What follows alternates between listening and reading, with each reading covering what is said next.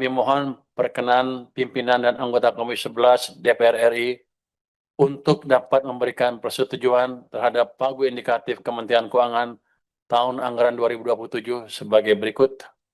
Yang pertama, pagu indikatif Kementerian Keuangan tahun anggaran 2027 diusulkan sebesar 49 triliun 801 miliar 124 juta 984 ribu rupiah. Jika dipilah menurut rincian per fungsi adalah sebagai berikut. Fungsi pelayanan umum 45 triliun 519 miliar 962 juta 468 ribu rupiah. Pada triwulan pertama tahun 2026, ekonomi Indonesia berhasil tumbuh tinggi mencapai 5,61% dengan inflasi terkendali, neraca perdagangan yang mengalami surplus hingga 72 bulan, dan cadangan devisa yang memadai untuk sekitar 6 bulan impor.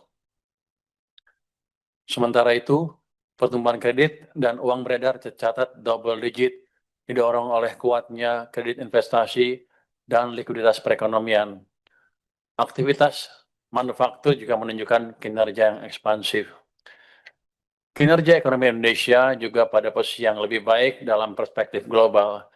Jika dibandingkan dengan negara G20 dan beberapa negara lainnya, pertumbuhan ekonomi Indonesia ada di level yang relatif lebih tinggi.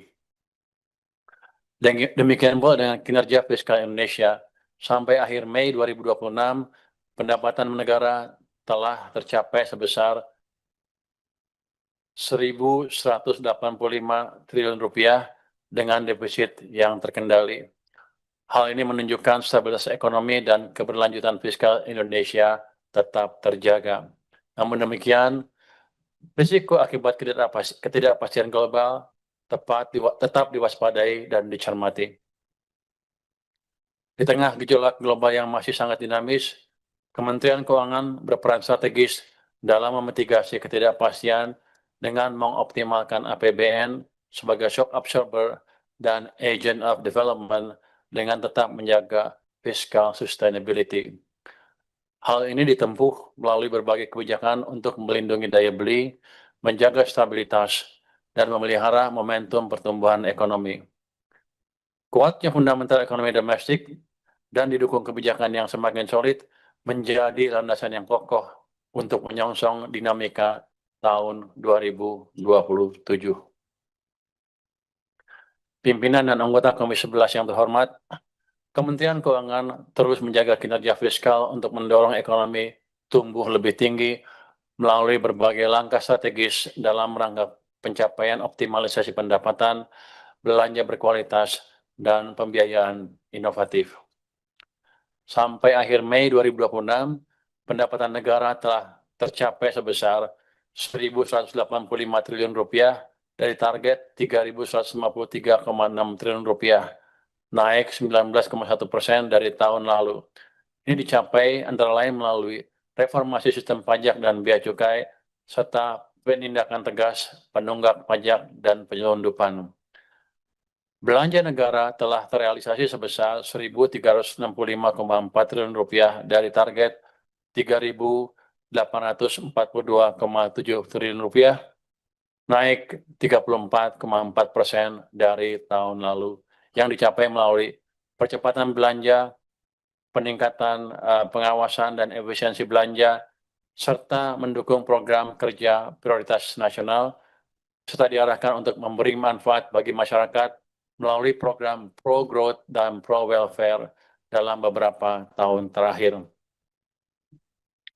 Sementara itu, pembiayaan telah direalisasikan sebesar 379,4 triliun rupiah dari target sebesar 689,1 triliun rupiah dengan melakukan pengendalian defisit dan utang dalam batas aman dan manageable, serta memanfaatkan SAL sebagai fiscal buffer untuk antisipasi ketidakpastian dan mendorong pertumbuhan.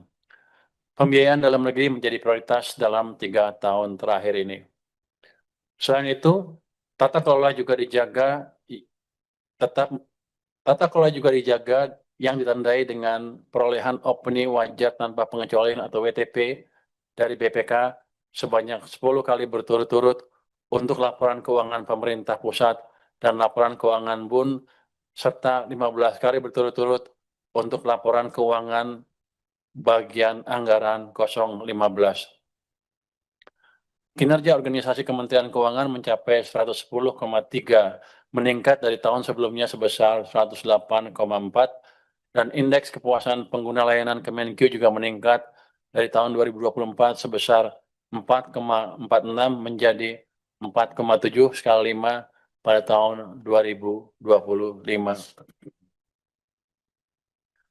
Pimpinan dan anggota Komisi 11 yang terhormat, pada tahun 2027, rencana kerja Kementerian Keuangan dirancang untuk mendukung PKPN dan kegiatan strategis yang dilaksanakan melalui 5 program, yaitu program kebijakan fiskal, sektor keuangan dan ekonomi yang diampu oleh 6 unit eselon 1, yaitu DJSEF, DJSPSK, DJBC, DJPK, DJPPR, DJA, dengan kegiatan antara lain pendanaan pendidikan dasar terhadap peningkatan akses pendidikan yang mendukung PKPN 514 sekolah rakyat. Kemudian program pengelolaan penerimaan negara yang diampu oleh 4 unit eselon 1, yaitu DJP, DJBC, DJA, dan LNSW, dengan kegiatan antara lain sinergi patroli laut yang terkoordinasi yang mendukung PKPN pemberantasan penyelundupan. Program yang ketiga, program pengelolaan belanja negara yang diampu oleh 2 unit eselon 1, yaitu DJA dan DJPK, dengan kegiatan BIMTEK BUMDes yang mendukung PKPN 80.000 koperasi desa Kelurahan Merah Putih. Yang keempat, program pengelolaan perbendaharaan kekayaan negara dan risiko yang diampu oleh 3 unit eselon 1, yaitu DJPB, DJKN, dan DJPPR, dengan kegiatan antara lain kebijakan pengelolaan kekayaan negara yang mendukung beberapa PKPN, yaitu makanan bergizi gratis anak sekolah, 3 juta rumah, program 514 sekolah rakyat, dan 80.000 koperasi desa Kelurahan Merah Putih, mobil nasional, serta 66 rumah sakit upgrade. Yang kelima adalah program dukungan manajemen yang diampu oleh seluruh unit eselon 1 dan BLU lingkup Kemenkeu, dengan kegiatan antara lain pendanaan untuk volume penyaluran selisih harga biodiesel mendukung PKPN mandatori biodiesel 50 atau B50. Untuk menjalankan keseluruhan program dimaksud, kami mengusulkan pagu indikatif Kementerian Keuangan tahun anggaran 2027 sebesar 49,8 triliun rupiah yang terdiri dari alokasi rupiah murni sebesar 39,32 triliun rupiah, PNBP sebesar 102,15 miliar rupiah, dan BLU sebesar 10,38 triliun rupiah, dengan rincian sebagai berikut. 1. Program kebijakan fiskal sektor keuangan dan ekonomi sebesar 36,33 miliar rupiah yang bersumber dari rupiah murni. Yang kedua, program pengelolaan penerimaan negara sebesar 1,62 triliun rupiah yang bersumber dari rupiah murni.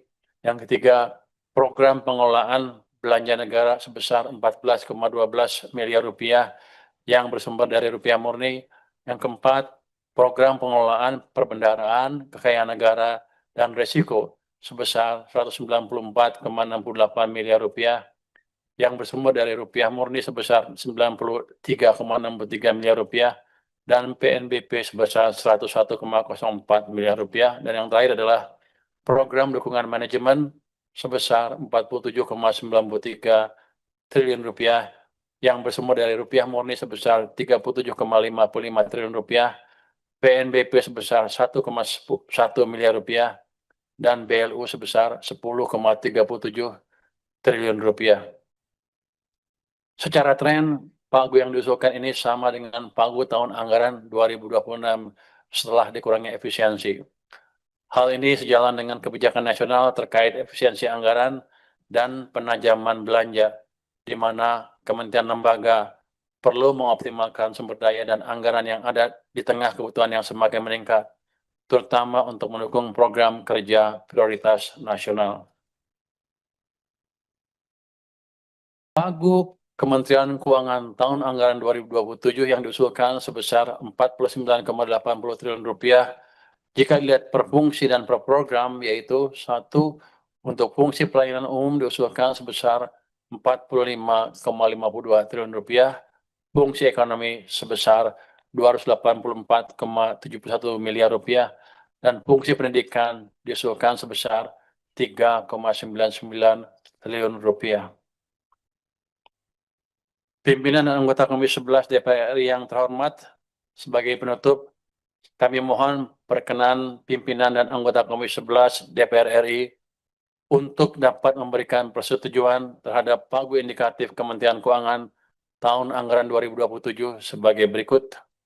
Yang pertama, pagu indikatif Kementerian Keuangan tahun anggaran 2027 diusulkan sebesar 49 triliun 801 miliar 124 juta 984.000 rupiah.